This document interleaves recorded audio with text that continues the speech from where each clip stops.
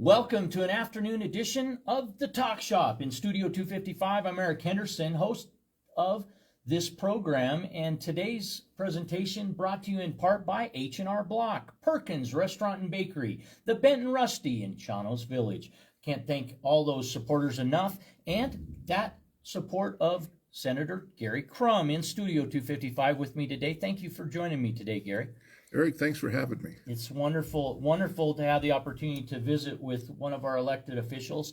And one of the outstanding things is that you, in your freshman year of legislature, you get to author three. Is that what you get? We get three bills. Yes, 3 bills to author. And did you use all of them? I used a couple of them. Did you use a couple of them? And what you used them on, do any of them include the Colorado River? They don't include the Colorado River, but I'll tell you, as we move into 2025 and 6 and beyond, the Colorado River, in my opinion, is probably the number one issue facing the state of Wyoming in general. It doesn't affect Laramie and Albany County a lot, other than as we work on the Colorado River, it probably affects down the road the North Platte River drainage, which is the Laramie River running through town. So it will affect us probably long term as we look down the road. But for folks out there, back in 1922, there was a thing called the Colorado River Compact that was put together. And Wyoming's a part of that because we have the Green River and the tributaries that lead into the Green River, which flows into the Colorado River. And that compact ends on June 30th of next year. And so what that means is all the agreements between Wyoming, Colorado, Utah, Arizona, Nevada, California, and the Baja of Mexico end on June 30th next year. And we really need to protect our water in Wyoming as we move forward. Right now, I don't think it's undisputable that Wyoming, Western Slope, Colorado have the number one water rights that flow into the Colorado River. Are we well represented? We're well represented the best we can be, but as we look at a lot of things in Wyoming, we are well represented for our population, for our state, but we're underrepresented in a lot of ways in money and in resources and people. And what I mean by that is, and it's pretty easy to see, is California's got a lot more money than Wyoming. Even though they're going broke, they've got a lot more money than Wyoming. Of course, Arizona does, and Nevada. Colorado is a unique situation. They have a lot of the same issues that Wyoming has. They've got the number one water rights that flow down the Western Slope. However, Denver on the East Slope sucks a lot of water through pipelines across and moves it over to the other side of the state. So they're pulling water out of the Colorado River. So Colorado is kind of on both sides of this issue. They've got the water rights on the West Slope, but boy, they certainly want to continue to pull what they've got now and more water off the West Slope over to Denver and the Front Range as it continues to grow. We look back at 1922. I think Las Vegas was probably a gleam in somebody's eyes, maybe a few little buildings and things, and same thing in the Phoenix area. And now we've got multi-million population communities, NFL-sized cities there that are growing, and certainly Southern California has grown a whole bunch too. And so, we got the number one water rights. We don't use all our water, and for years we've allowed it to go downstream and allowed people downstream to use our water, which is being a good neighbor. Mm-hmm. But as we look forward into the next 100 years, we just don't know. Let's say Pinedale, which is right there on the Green River, we don't know. Maybe Pinedale's the next Las Vegas in 2125, 100 years from now. We just don't know. So we've got to be really careful that we try to protect our water, knowing that in many ways we've given up the rights to some of our water now due to lack of utilization in the future. And certainly we can't cut off Las Vegas or Phoenix and say, hey, we're pulling all your water. for millions of people. So it's going to be an interesting negotiation that goes on, but we need to do it smart. We need to do it efficiently, but we need to protect our water, protect our citizens of Wyoming, the ranchers, and protect our future. And like I say, it doesn't affect us a lot here today in Albany County, but boy, certainly this is going to be a precedence as we go downstream, and you have to start to renegotiate the Platte River and the Missouri River. Where are these conversations happening?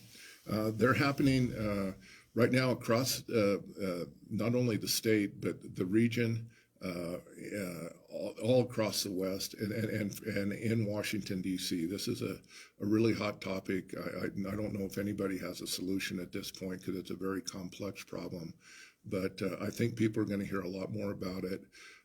I'm certainly trying to be very engaged in it as we look forward to doing this, because for our agriculture community, we need to stay on top of this, really stay on top of this issue.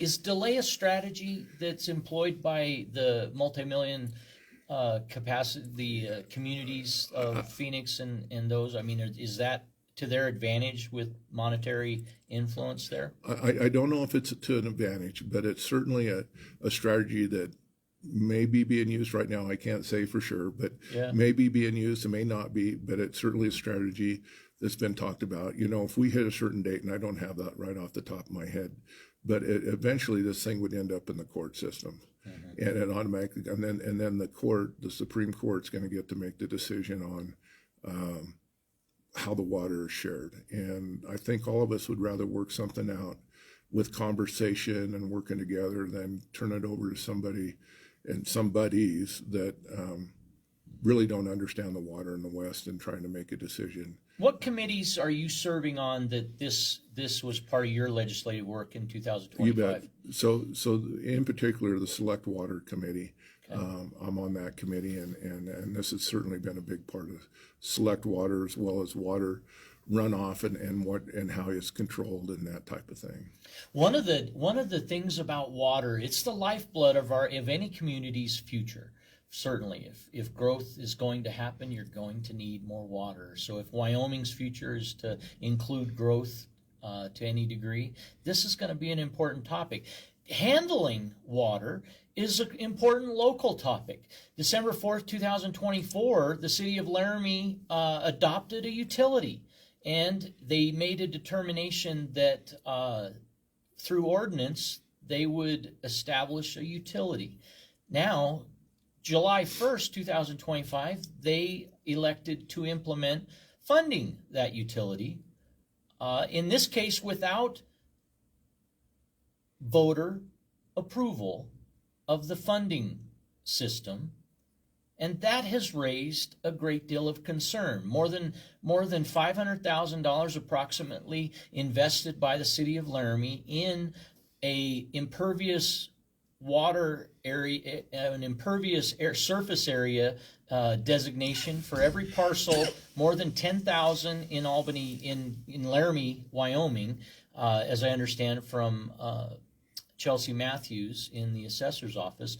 But where is this in the legislature? Because in chapter 15, it's clear to many readers that the adoption of a utility is all good. In 16, it says, black and white, 1610-105, there'll be, here's the guidelines for funding any utility, fee or tax. What's your experience been from the legislative view?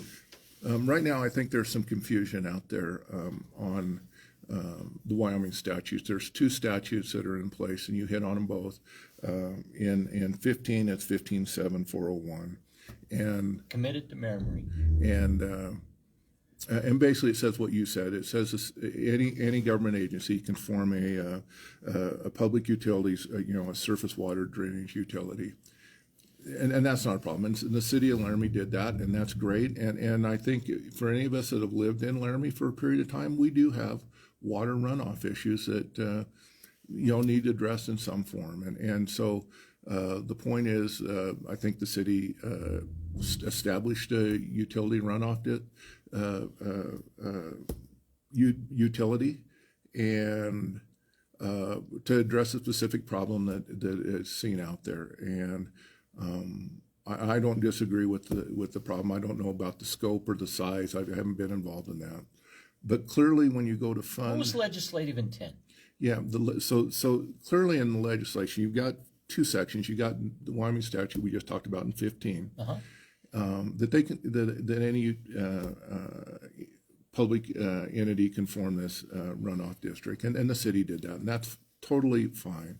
But however, when you get over to section 1610, and then you jump down to E in that section, it talks about if you're going to do a whole bunch of list of activities there, which is to fund the surface water utility, you have to take it to the electorate, and just straightforward and reading it right out of the statute, it says a governing body shall not fund surface water utility until the proposition to impose the means of financing the surface water utility has been submitted to and adopted by the electors within the proposed surface water utility drainage area under this subsection. Upon adoption of resolution or ordinance, the subsection, the proposition to impose the means of financing for the surface water drainage shall be submitted to the electors within the proposed utility on the election date determined by the governing body.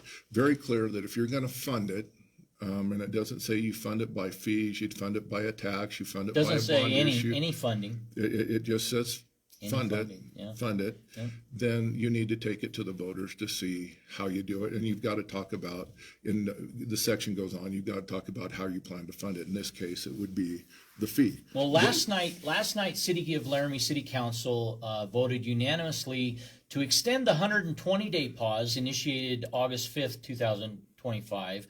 Before expiration of that here in first week of December, they unanimously accepted proposal to extend that pause of billing until June 30th of 2026. So a good amount of time beyond 120 days this time, and that seems to be a significant reaction to reported litigation by the University of Wyoming against being taxed or feed or included in this funding proposal. So I think that was a good move by the city. My whole purpose of bringing this, if people want to look it up, they certainly can. It's 26 LSO dash 289. That's a draft. That's a draft working bill. It's not quite a bill yet. It's going to Select Water Committee on January, I believe it's 20th, it may be the 21st next year, for Select Water Committee to approve this and take it as a committee bill to the And who's authored that legislative action? I have authored that legislation going forward.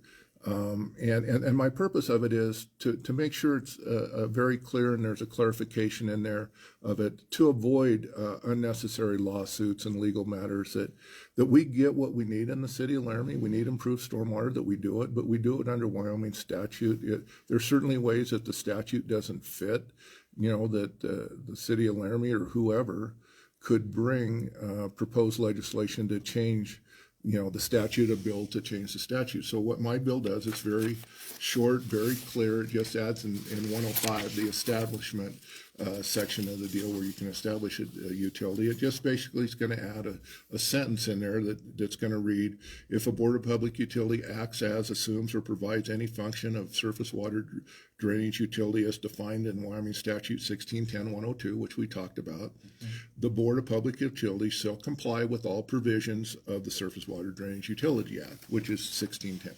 And so it's not new legislation. It's not going to cost the state any money. It's not going to cost the taxpayers any money. It's just going to hopefully avoid these unnecessary lawsuits. It's going to allow the voters within that district here, in this case it's the city of Laramie, to approve or not approve, and I think that's a good thing, that people in the community approve what they spend their money on, and so it's very straightforward. And again, the purpose is to avoid unnecessary delays. I think the city of Laramie is trying to work that way. It appears worth delaying this till June 30th of next year, trying to work through this. And I've had conversations with the city, many residents, of course, and many businesses in the community, as well as the University of Wyoming, the state, the county, and those folks on this issue. So I'm looking forward to a really simple resolution to the issue, and hopefully, in my opinion, that we as voters get